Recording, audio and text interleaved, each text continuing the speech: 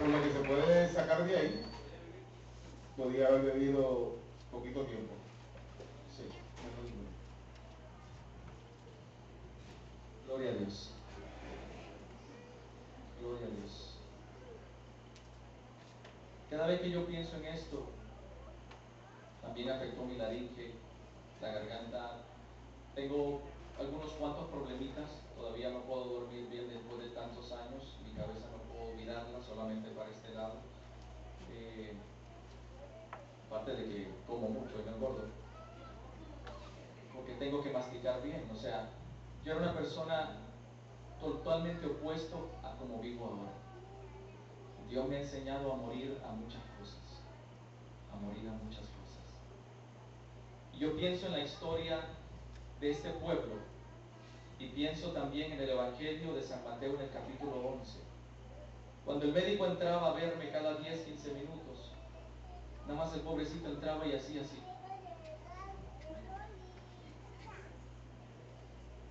Volvía, entraba y hacía así.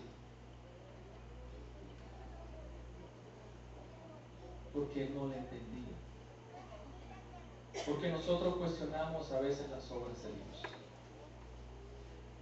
Y cuando salgo a los 7 días en casi perfectas condiciones, estamos hablando que esta herida me iba a causar a mí la vena a mi cerebro, posiblemente iba a quedar en silla de ruedas, posiblemente iba a quedar, según los psicólogos, por entre 10, 15 años para recuperarme del trauma psicológico. ¿Cómo llegué al hospital? Solo Dios sabe. Amén. Solo Dios sabe. Y quiero darle la gloria a Dios nuevamente, hoy día. Quiero darle la gloria a Dios por lo que Él hace con nosotros. Amén. Por lo que Él ha hecho. Mi garganta sigue en un estado normal o posiblemente mucho mejor para la gloria de Dios. Amén. Bendito sea Dios. Alabado sea Jesucristo el Señor. El Señor ha escondido estas cosas a los sabios y entendidos.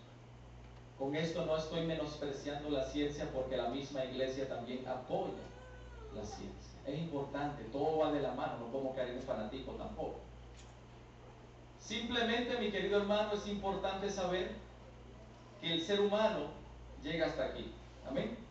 Y Dios llega más lejos. A los 3 días me levanté de la silla de ruedas. A los 7 días salí. Cuando voy a la oficina del doctor, me hizo un diagrama y me dijo, es más, se quedó mudo el hombre, porque no entendía. No entendía. Y lo único que yo hacía era como la Virgen María. Sí, tenía un dolor en mi corazón muy grande, porque mi hermano fue asesinado esa noche de un tiro en su cabeza. Y yo pienso en la palabra de Dios cuando dice, vengan a mí los que están cansados y agobiados, que yo los aliviaré. Me impresiona tanto porque a veces pensamos que el Señor nos va a quitar el yugo. ¿Qué ustedes creen? No, no te lo va a quitar. Te va a dar un yugo liviano y uno llevadero. Amén. Te lo va a dar. Pero mira, hermano, que yo entendí, de esta manera entiendo yo la vida. Así, estés o no estés con Dios, siempre vas a tener problemas. Creas o no creas en Dios, vas a pasar por tribulaciones.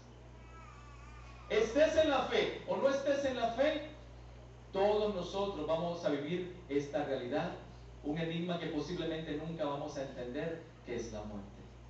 ¿Cuántos quieren ir al cielo? Levanten la mano. Pues tienen que morirse primero. Dijo una. Espérate, ¿cómo es eso? Porque si nosotros creemos en Cristo, no debemos de temer a la muerte. No.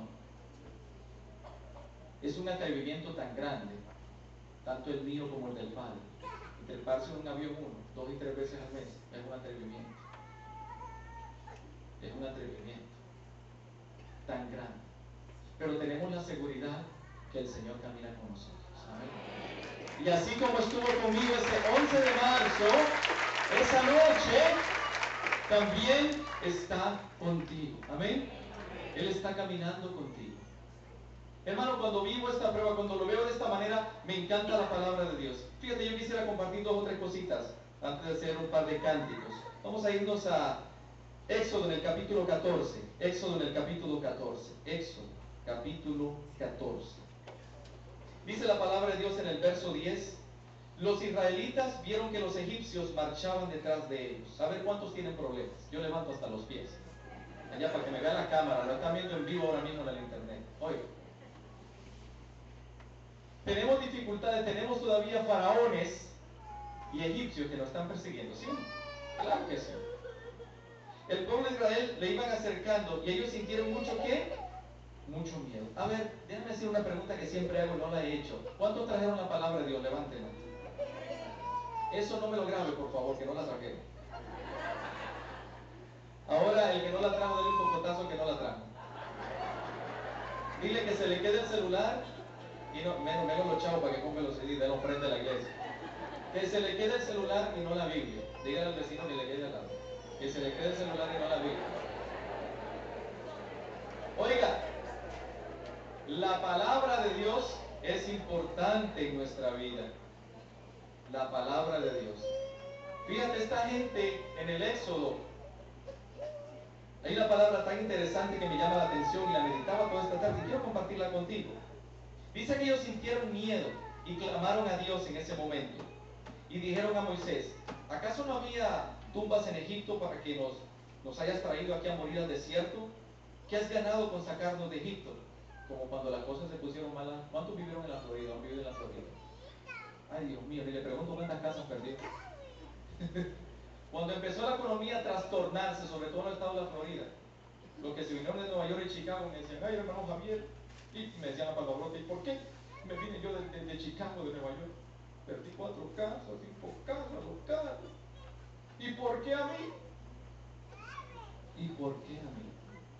No, que me vine y me mudé y no lo pensé, no lo medité, no lo oré, porque no discernemos, ¿cómo se dice? Se me olvida la palabra.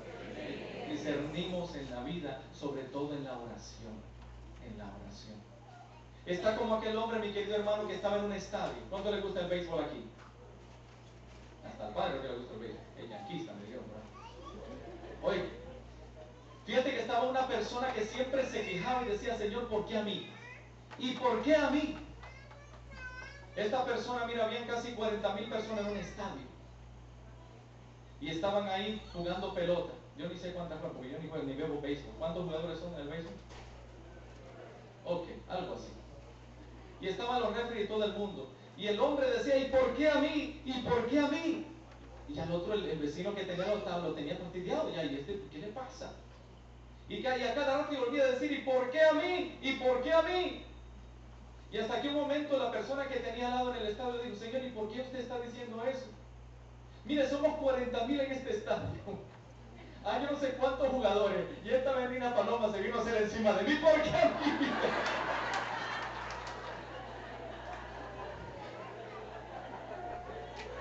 ¿Verdad?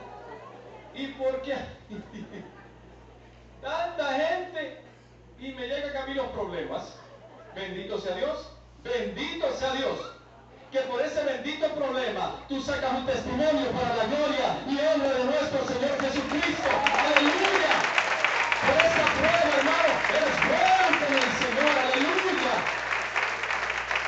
Ya no diga por qué a mí. Ya no diga por qué a mí.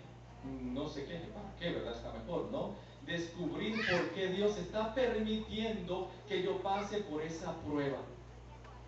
El pueblo iba siendo perseguido en ese momento. ¿Tuvieron miedo? ¿Sí o no? ¿Yo tuve miedo? Sí, no lo voy a negar.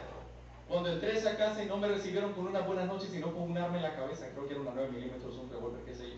Y me pusieron de rodillas ahí con esa arma en la cabeza. ¿Tuve miedo? Sí, tuve miedo. Pero descubrí en un retiro juvenil, y sobre todo escuchaba a las abuelitas de la Legión de María que decía, clama a mí, te responderé. Las promesas de Dios se hicieron vivas en esa noche, a las 9:30 de la noche, en ese momento cuando esta persona quiso quitarme la